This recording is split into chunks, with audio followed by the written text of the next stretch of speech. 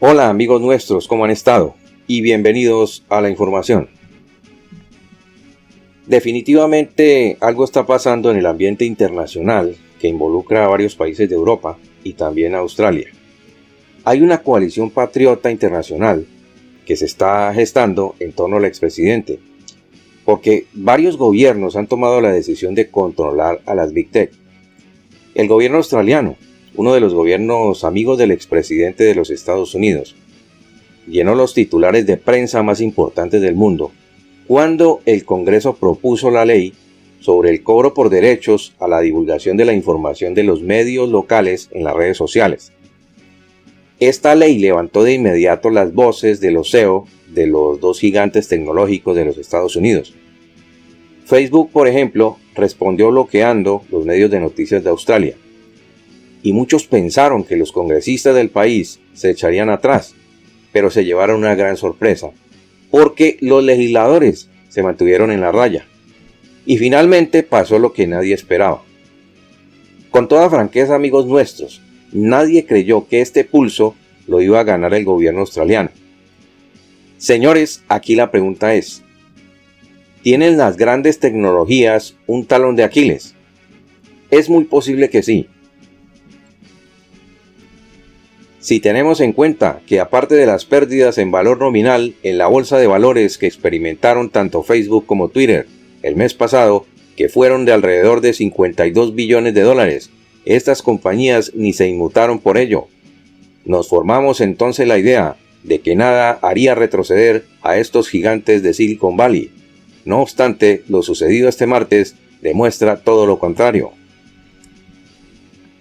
Un vocero del Departamento de Comercio de Australia dijo que al parecer hubo conversaciones entre los CEOs de estas grandes plataformas publicitarias para negociar en bloque con el gobierno, pero que una de las dos, se lanzó primero a negociar, obligando a su similar a irse también por la vía de la negociación. Pero ¿por qué no hubo acuerdo entre los dos gigantes de Silicon Valley para negociar en bloque? ¿Y qué fue lo que realmente hizo tanta presión para que Facebook levantara el bloqueo? Esta pregunta se la han estado haciendo muchos analistas, sin hallar una respuesta concreta. Les aseguro, amigos nuestros, que hay una poderosa razón, y la estaremos analizando al final de nuestro informe. La estrategia que estaremos analizando precisamente tiene lugar en apoyo al expresidente, quien sufrió un apagón que lo dejó incomunicado por varias semanas. Mientras tanto, tengo la siguiente pregunta. ¿Qué tiene que ver esta noticia con el futuro político del expresidente?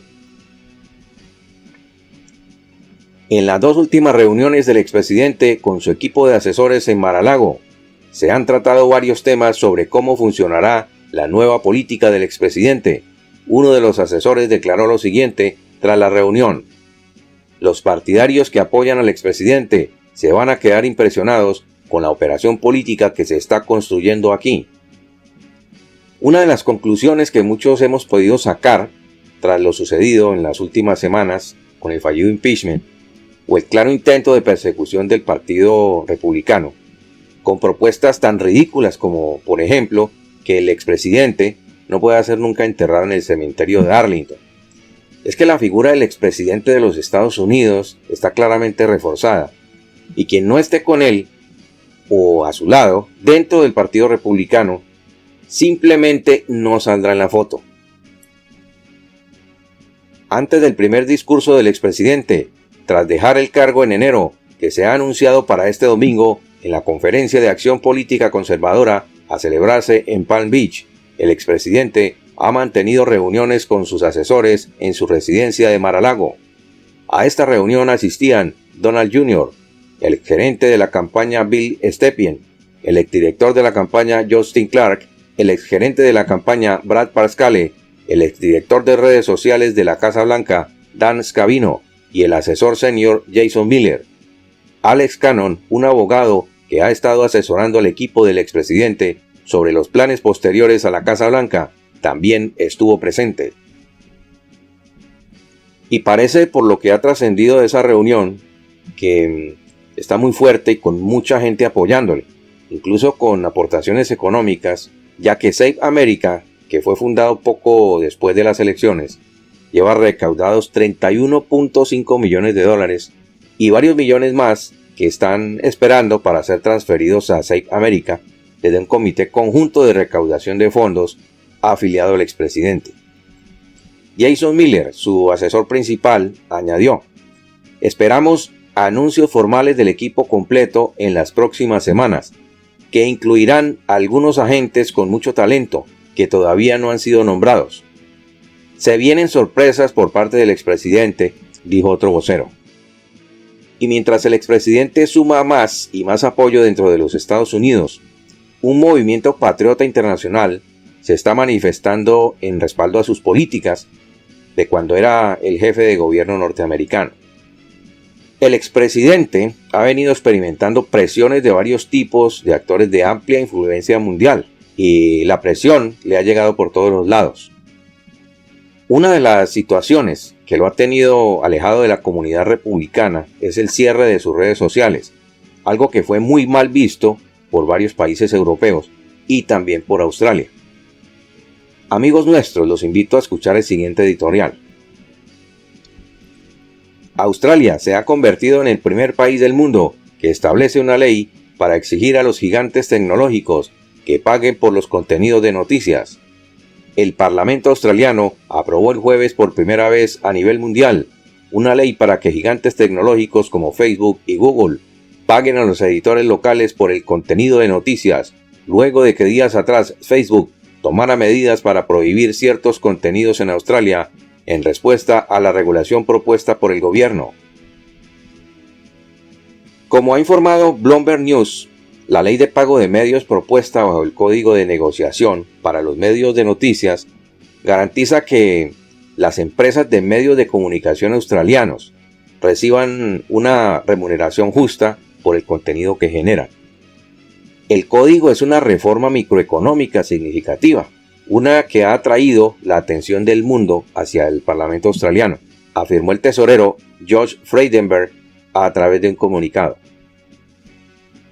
Recientemente, el ministro canadiense de Patrimonio, Stephen Guilbeault, anunció que Canadá espera implementar medidas similares a las tomadas por Australia al calificar los esfuerzos de Facebook para prohibir sitios de noticias a modo de reclamo contra el código australiano como altamente irresponsable.